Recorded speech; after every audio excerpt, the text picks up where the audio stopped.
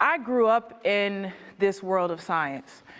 I grew up knowing and understanding how things came to be, how things were, how things operated. And so I'm here to share with you as a community, as a family, as a collective unit, to talk about our traumatic survival instincts in action. We all have that go-to. Raise your hands if you know what I'm saying. We all have that go-to. When we are in moments of stress, when we're in moments of danger, we have our go-to. Am I right? Am I right, family? We're going to have an honest conversation because that's going to get to the root of things. And shout out to Mrs. Maria who talked about the root of things. And so we're going to get to some of those things today. So I want to talk about and share about those three go-tos. These are our survival instincts in action, and I'm going to try to understand what they look like, how they impact us as families, as my young students here, and as a community. And today we're going to see these three through this lens. Community and collective understanding of fight, flight, freeze, human danger, and stress responses. So here's our focus, and those of you who have been to the other sessions, please apologize. I apologize for having to reiterate, but for those of you who are new to this session, I just want to talk about what this actually is. These are some focus points that we're going to really focus on, so keep these things in mind. Number one, what does fight, flight, or freeze actually look like? What does it actually look like in each individual person, in our students when they're in their classrooms, most importantly, our youth when they are confronted by law enforcement? How can both community members, and I'm talking about, and I can't wait for law enforcement to come because they're part of this community, how can we both see each other through these lenses? And last but not least, how can this vision of understanding fight, flight, or freeze impact us as a community and individually? So I call it the six figures because data is so important. I learned that I was a scientific leader, and I like numbers, I like charts, I like graphs. And I pulled some data because the numbers don't lie. Out of 7,512 arrests, 4,599 conversational voice commands were used during the arrest. That's like 61.2%. So when you think about it, it's a lot of conversation between the police officer and our young people. Am I correct? There's a lot of conversation. But what is being said, what is being understood, what is being heard is the issue. Now, out of that 7,512 arrests, 2,297 commands, it's a lot, were used during arrests. And this is where the fight, flight, or freeze comes about, because what's happening is there's a lot of talking, but there's no exchange of understanding of what is happening on the other side of these commands. And I want to say that this happens in our schoolhouse, this happens in our children's classrooms, this happens in the principal office, so we need to address that holistically. And here's a six figure, just pointing, I'm sorry, I need to look at my screen. These are the type of police forces that are used. The brown represents the suspect, and then the blue represents the police. And this is the interaction of the threat that is being exhibited or felt between these two parties. Now, if you notice, there's a big difference between the brown line and the blue line. In other words, the police or law enforcement completely feel less threatened than our citizens. So if you look at our police here, our law enforcement, during the arrest and the type of force that's being used, you see here that the law enforcement, the police officer, shows little to no threat compared to the citizen. So there is some body language going on. There is some emotional stressors. There's things that are happening non-verbally that our law enforcement is not paying attention to. Oh, sorry.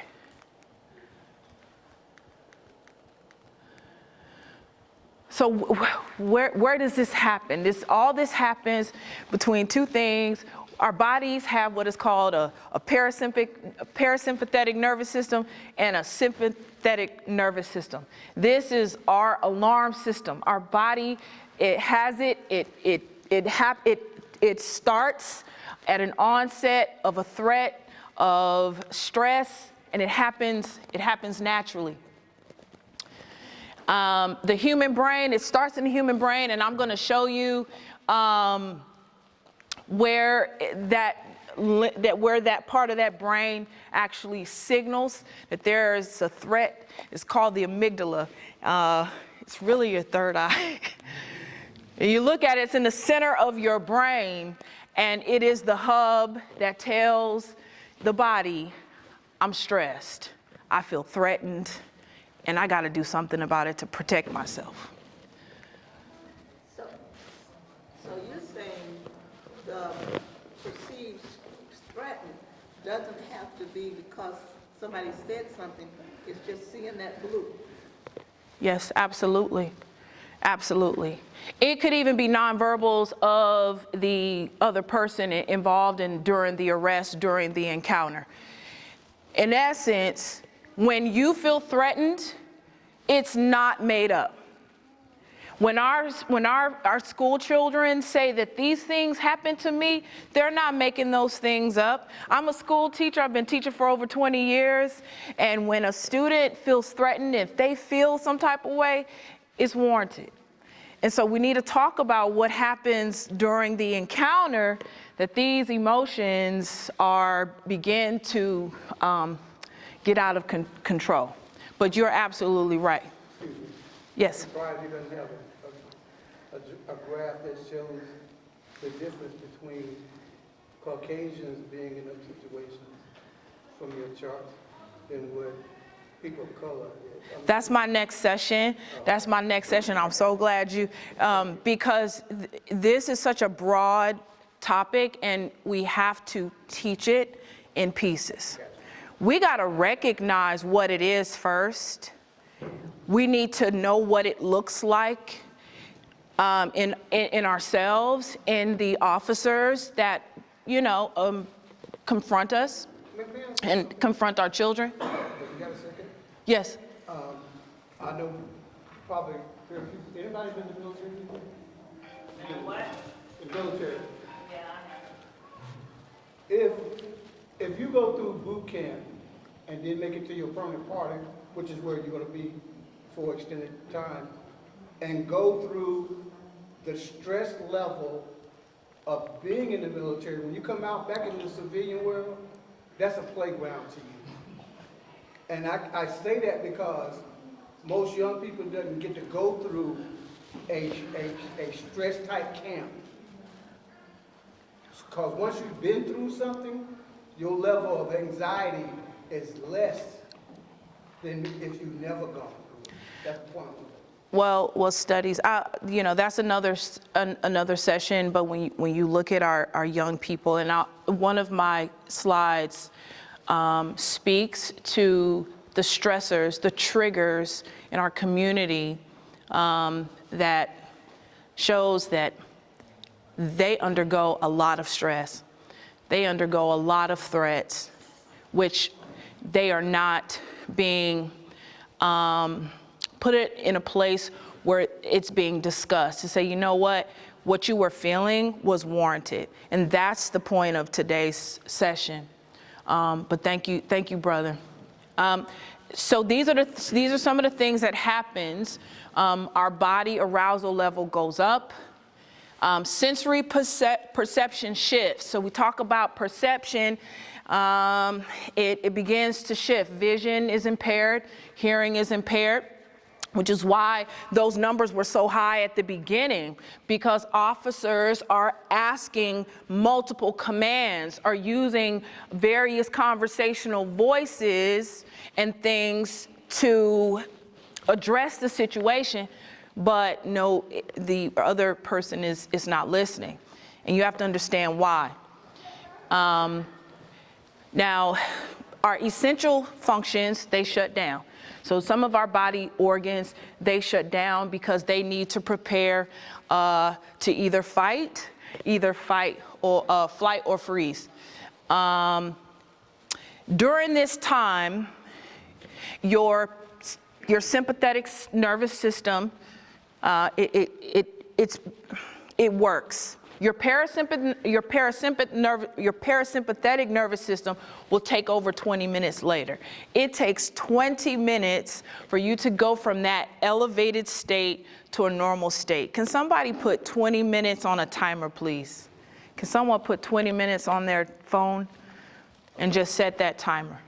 And I just want you to just set that timer and let it go so you can actually see how long it takes for an officer to give that citizen enough time to come back to his or her normal state.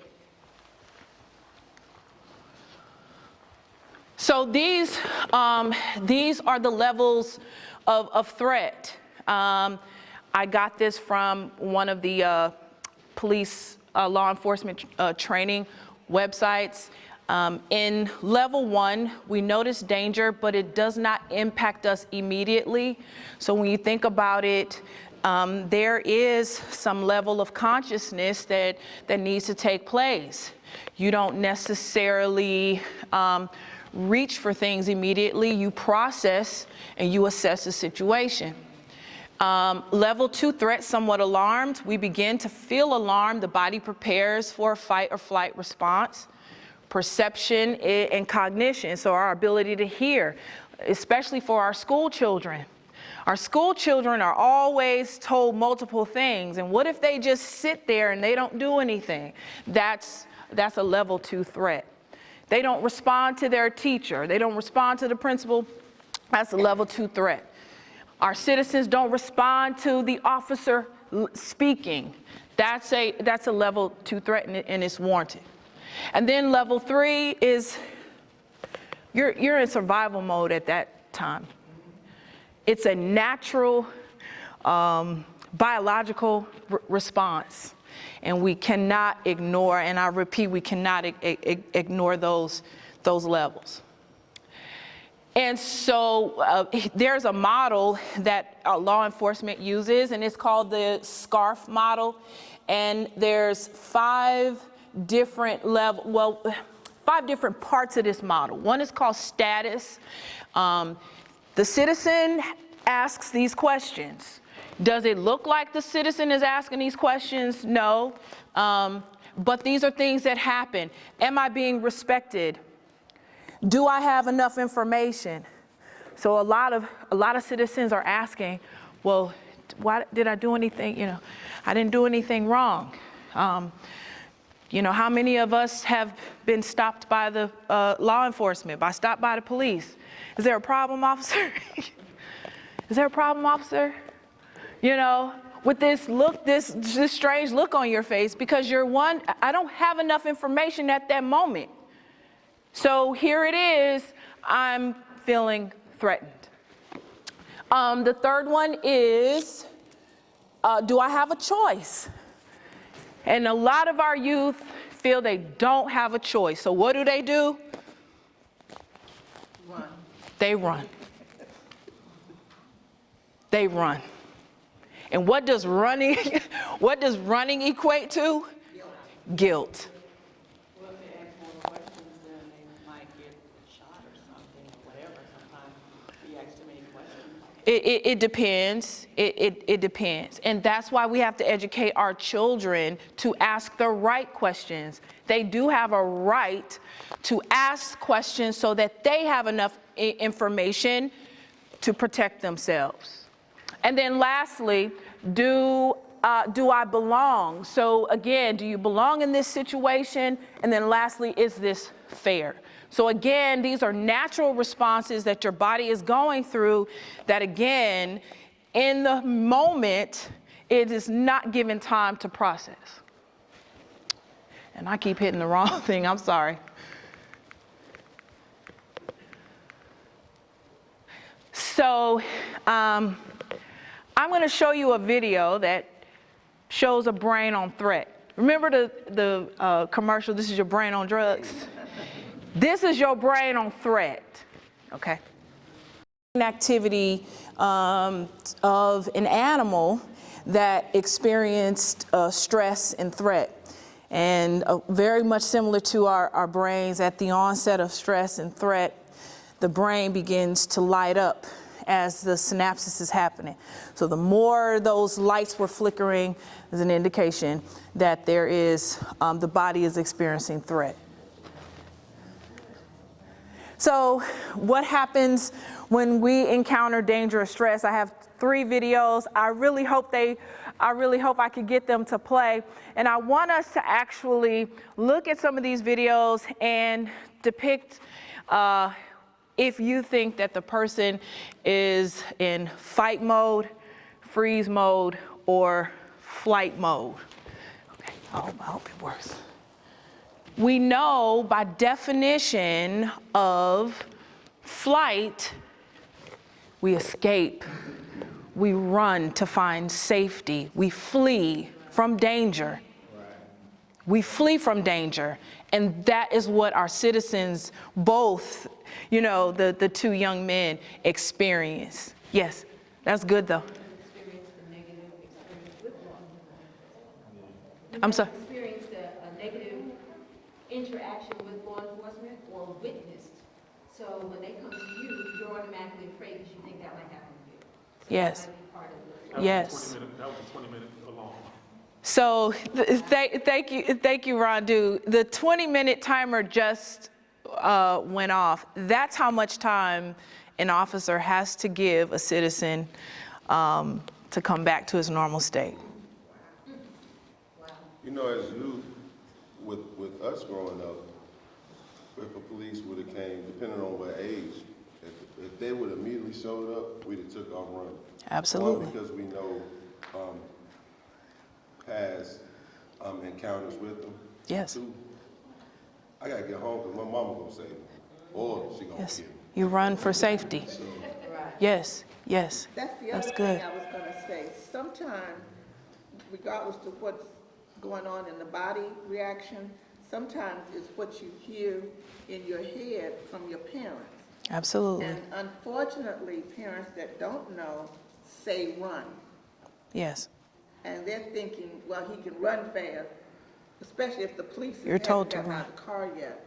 But that creates another type of mechanism in the body, because when you're running, you're piping and all your energies are up, your blood pressure's up also.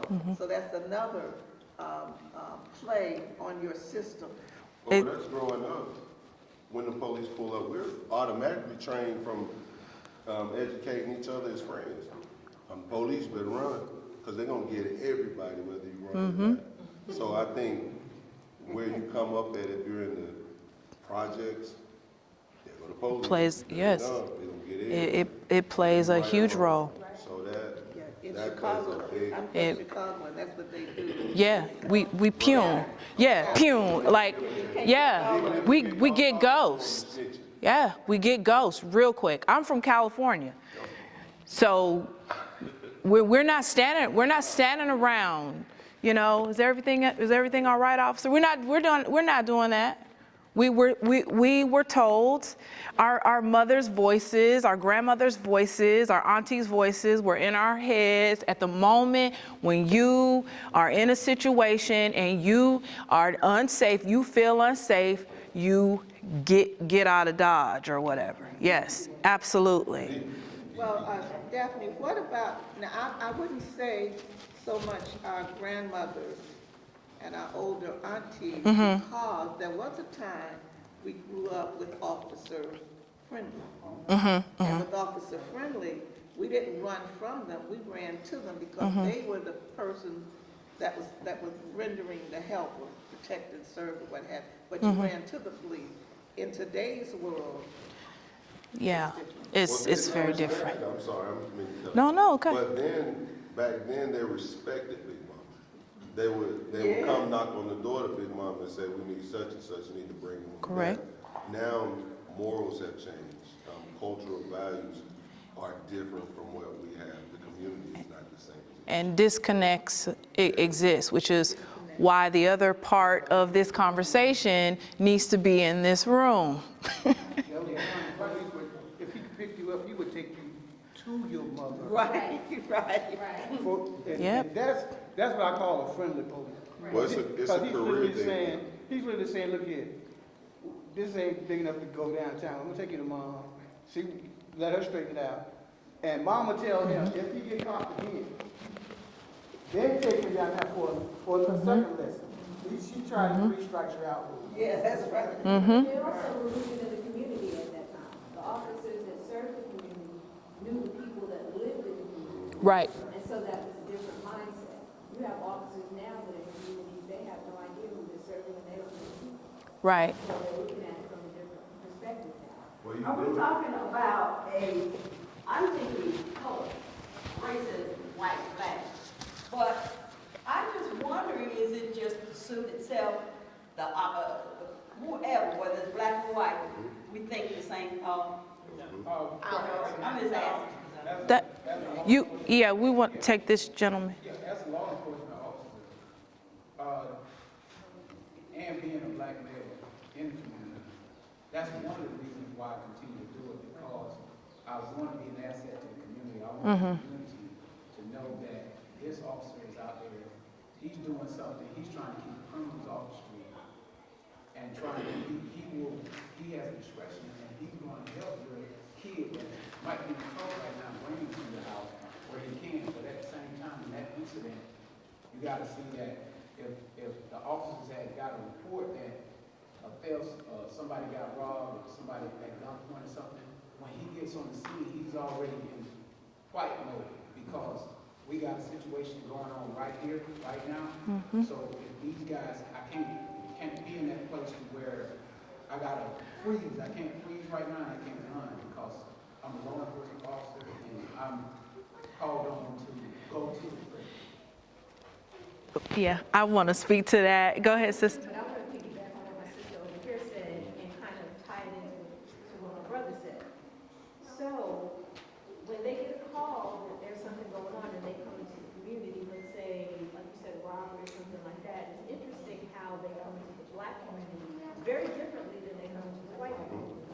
They can have an armed robbery, they can have a shooting, and when they arrive in the black community, there's conversation, there is de-escalation. There are all these things that we are not afforded in the black community. When they come into the black community, it's always with aggression. There is no conversation. Most times it's escalation, and the majority of times it's automatically deadly force.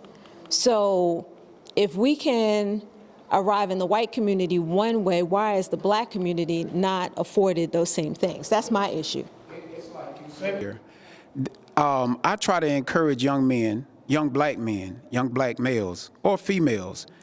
We need to be more, we need more of us in the community that know the community, because in all actuality, a lot of them, when they're home and they're looking at TV and stuff, they see us in a certain light. When they see the rap videos, when they see they don't see the mass shootings like that's us, but all they see is robbers, killers, drug dealers when they see a black face.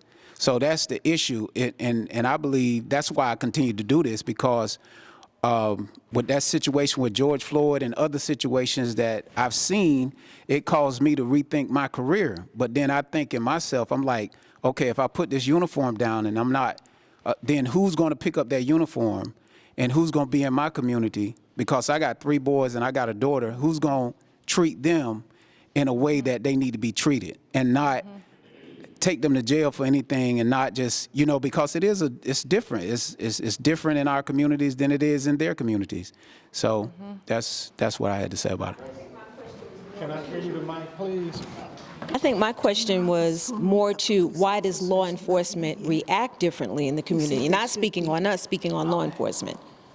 It could be the same crime in a black community that it is in a white community, and when law enforcement arrives in the black community, their reaction is different. That's what I'm talking about. Just say, that's, you know. Okay. I think a lot of, when they go to the white community, or the European community, it's called a mental health crisis or a mental health issue, that they use those techniques versus ours. But in some communities dealing with our youth, a lot of our people have came into the understanding of what the police force was really about, or where they came from. And some think, no, it was slave patrol, etc. So when they see one of our people on their side, they're labeled a derogatory term as a sellout, meaning that blue lives is bigger than anything that's going to be, and that they've taken an oath to uphold each other. And a lot of the police officers that look like us are separated from the community. They don't live in the community, or they don't experience what we're experiencing now in their new life that they have as a policeman. So there's a sign of disconnect, or not being able to relate to the problems that are going on in the community now. But even when they're standing on one line and we're on the other side, Muhammad Ali said it when he go to Vietnam, he's not trying to figure out which one of them like him or not. They're all wearing the same thing. So which side are they gonna be on? Are they gonna back our people up when they know they're wrong on that side? Because if they turn on them, they got to deal with them eternally. So I think that's a lot of questions that are being asked and misunderstandings pertaining to that.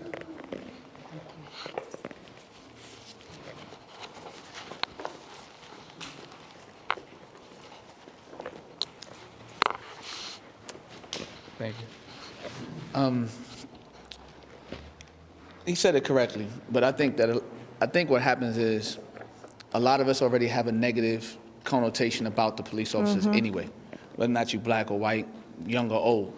That doesn't necessarily have to do with just inside the community, but that's also what's being portrayed on the media side of the aspect. Every time that we see something, it's one of us being portrayed in a negative light, but somebody else can be portrayed in a positive light.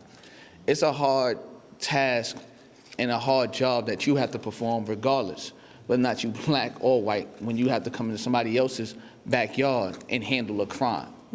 It's just entertaining to us that when somebody white comes into our neighborhood and wants to sit there and try to diffuse something, instead of being met with conversation, I'm met with aggression.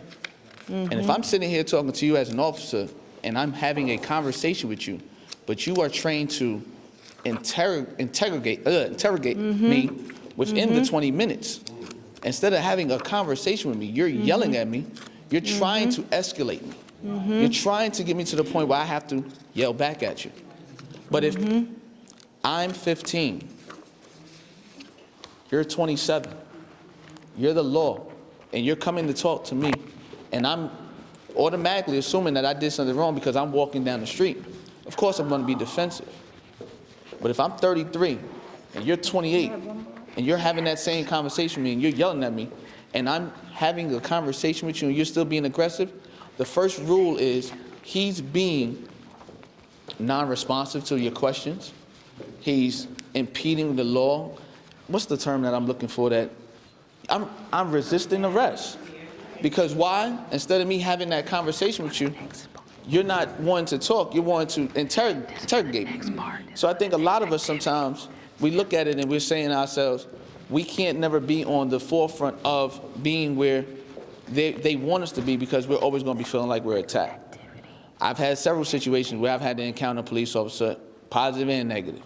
But my thing is always, I'm always going to feel negative towards you because you're always going to come at me in a way of not talking to me first, but coming to interrogate me.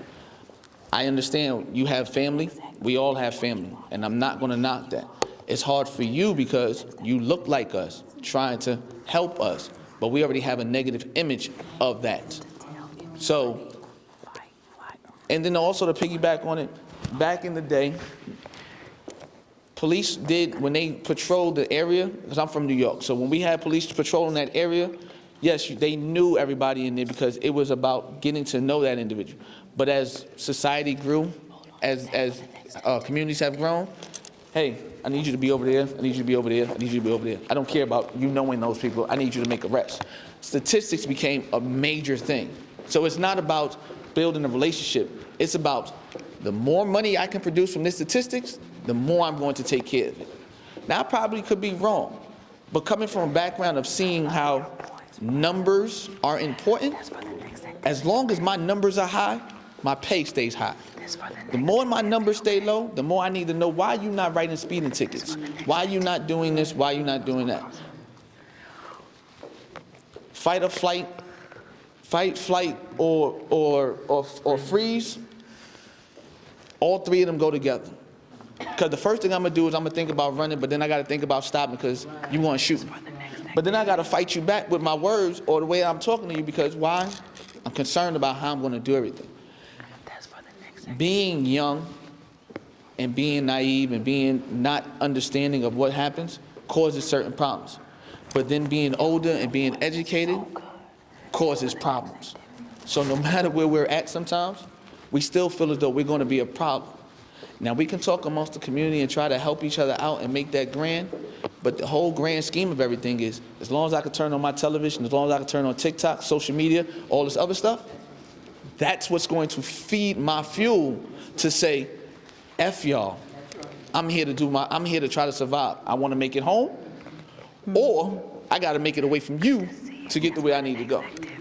That's how I look at it. I can be totally wrong. My mind can be skewed. The way that I think is I'm worried about my family in terms of my brothers, sisters, how we all grew up, walking around, understanding certain things, but that's how I view it.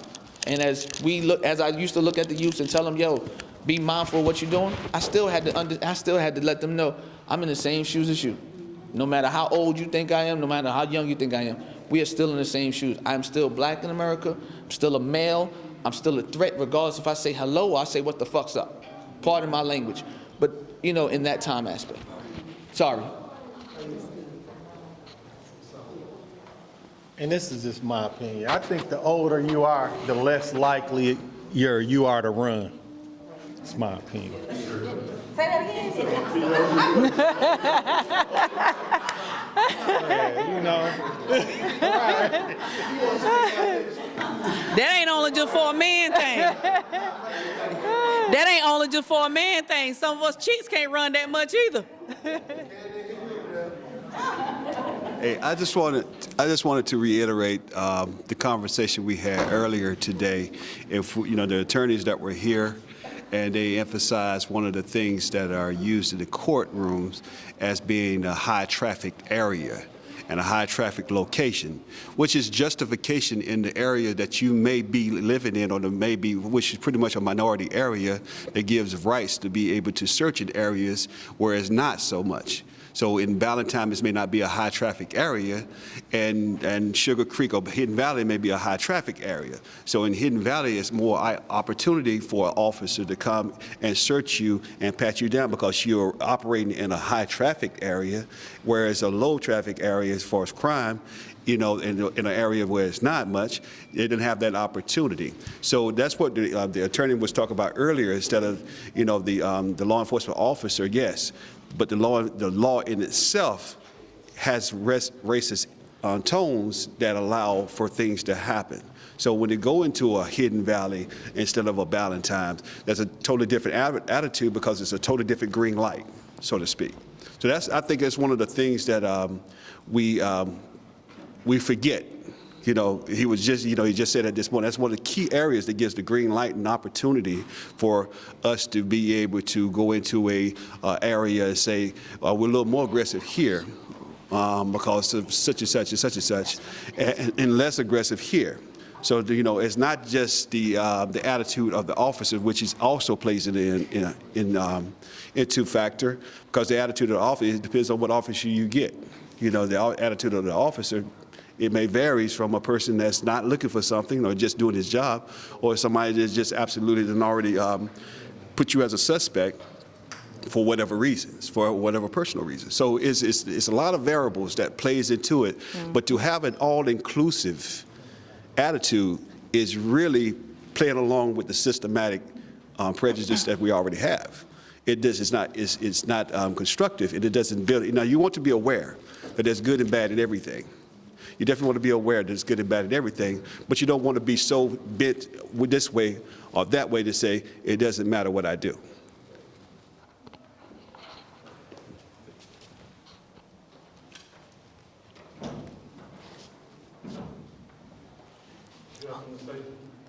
No. All right. Okay. All right. I mean, I love the dialogue. The focus today was to look at threat on both ends from a third eye. That's our focus. Not to say that no one was right or wrong. It's just to understand what threat, what stress, what danger looks like from a third eye. And I want us to leave here with that in the back of our minds, so that when we go home and we talk to our young people and we talk to our children and we talk to ourselves, know what it is that triggers you.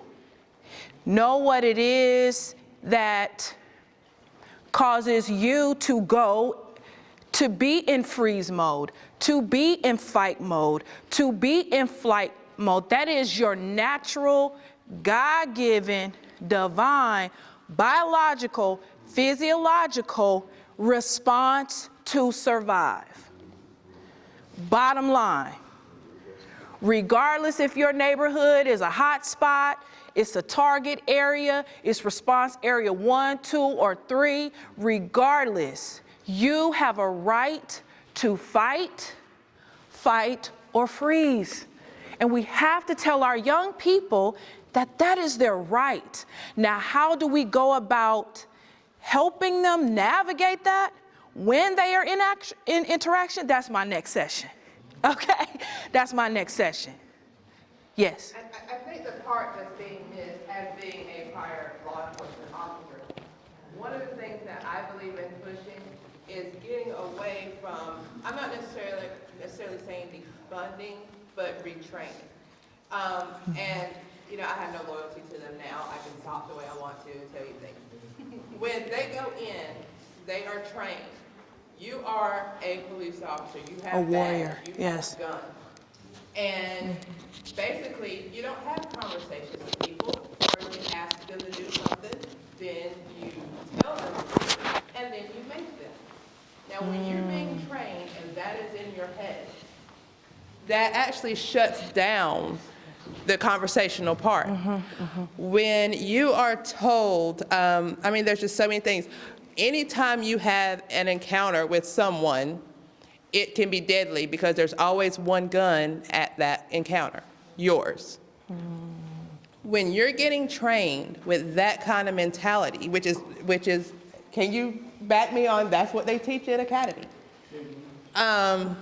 Basically, the mentality. There's one thing that saves the common citizen from having to deal with a bad encounter with a police officer, and that is the heart of that person, because it comes down to who that person is. I can sit here and tell you so many different situations that it went this way or that way, could have went either because of the person that was holding that Badger gun. The training is, I'm just gonna be honest, police officer training is against you, and they have too much power. Do you know that DSS, if something was to happen and somebody said that you were doing something to your kids, DSS can't go in your house and take those kids, but a police officer can. A police officer is the only person in the United States that has the power to do an EPC, Emergency Protective Custody. And he probably can back me on that. So the conversation needs to involve both sides. I agree. And retraining. Yes, I agree. So I finally got this third video up and running. As you watch the video, see if you can identify threat from both sides. The citizen, I don't like saying suspect, citizen. Because we really have to look at them for who they're citizens first. And they're acting in their natural state of threat or danger. And then from the police officer. And then we'll talk about if y'all, what y'all think about it. He said he's not gonna shut off the car, so. Okay, that's all right. Just keep an eye on it. Just get the right fit. Just nervous. Put your hand on the steering wheel. No. What are you reaching for? Oh, whoa. Hey, get out of the car, man. You got a gun right there. Whoa. There's rights to this. Get out. There are rights to this. Do you have a consent? There are rights there. Get out. Hold up right there. It's open. My hands are up. My hands are up. No. No, you gotta. Son, body cam. You have a body cam, sir?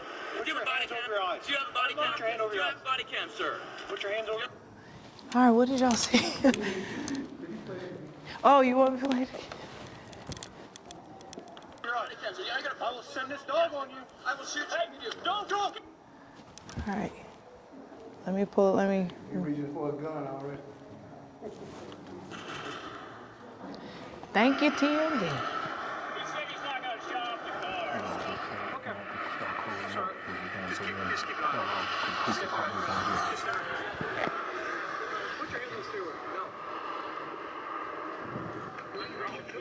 Whoa. Hey, get out of the car, man. You got a gun right there. Whoa. There's rights to this. Get out. There are rights to this. Do you have a consent? There are rights there. Get out. Hold up right there. It's open. Fight, flight, or freeze mode, fight mode, or. What do you say?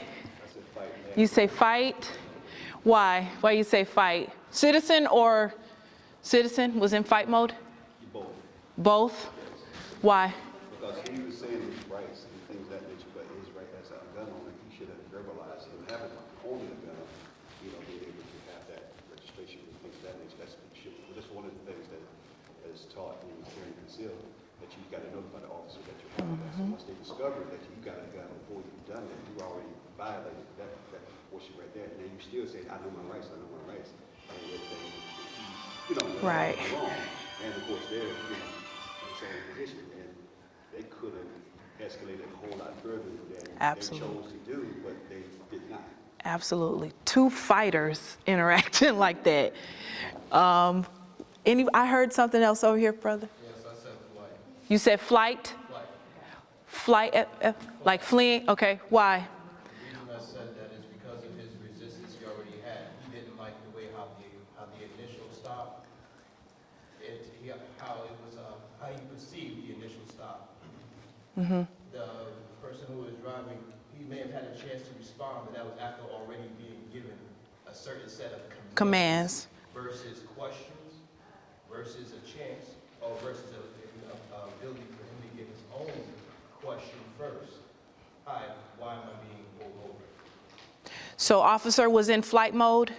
Well, he was already, of course, he already has energy level up. Okay. And this would place that person, once he sees that, I see a gun. You ain't gonna give me a chance to tell you I have the ability to hold or have the gun. Okay. Citizen was in what mode? Flight mode. Flight. So both were fleeing. No, sorry. The officer was more so in, the officer was doing his job. Yeah, which one would you think? Fight, flight, or freeze? For the energy to be able to defend, I'll say fight. You say fight, citizen was in flight. Okay, anyone else? Anytime you have a weapon, Mm-hmm. and you know you have a weapon, and the police come behind you, someone was right. First thing you should have said was, I have a weapon. That would have changed, I think that would have changed the police attitude a little bit, and he would have said, okay, you know, let's get rid of the weapon first. I think the driver was in the wrong, because he already knew that he had a weapon, and didn't say he had a weapon. And that, to me, the police, to me, was right in what he was doing, whether he wanted to fight or freeze or whatever. And that was based on what the DA, Assistant Public Defender said earlier, that if you have a concealed weapon license, it is by law, you have to communicate that with the police. And I think we learned that this morning with the Assistant Public Defender's Office, so that's a good point. Mm-hmm. So just to wrap up what fight, flight, or freeze really looks like, these are some of the behaviors exhibited when the person is in stress or feels threatened from both sides. And these are the things that we really don't get a chance to talk about. And so this is what fight looks like, and I'll be more than happy to share this with you. You can email me. This is what flight looks like. These are the things that a person who is fleeing will do. And then this is what freeze looks like. And so here are some common triggers, and we know that's evident in our community. And I want you to take a moment and use your QR code if you have it on your phone, and scan the code across all around the room. There's different ones, so you could just spread out for social distancing. And I want you to take the assessment to find out, are you a fighter? Are you a freezer? Are you a fleer? Now, I want to put the disclaimer out. Don't get upset. Don't get upset if you thought you was a fighter, but you really was a fleer. Don't get upset now. Don't be mad. That's just your natural instinct. Okay? And don't get mad if you freeze, okay? All right, so you could go around the room, use your QR code, and when you find out at the end of your survival instinct in action, can you post who you are or what you are on the charts? And there's a sticky note that I gave each and every one of you. So I thank you. I'm ready for the next session to... Yes. Keep in mind, again, like I said, we really want y'all to do the QR code for a number of reasons, because you want to know what your position is. And this is something we're looking at Smith School of Science, that we're looking at training. The officers need to know who they are, who they're dealing with, so please participate in the QR code. Yes, thank you, sister. This is information for her. This is data for her to take with her to the next level. Yes. Okay, so please, participate in the QR code around. Last, because we have another presenter, you can do that as we end this. Yes, that'll be perfect. Yep. And that way you can get feedback one-on-one. Yes. Some of them that did that. So we want to go ahead and let our last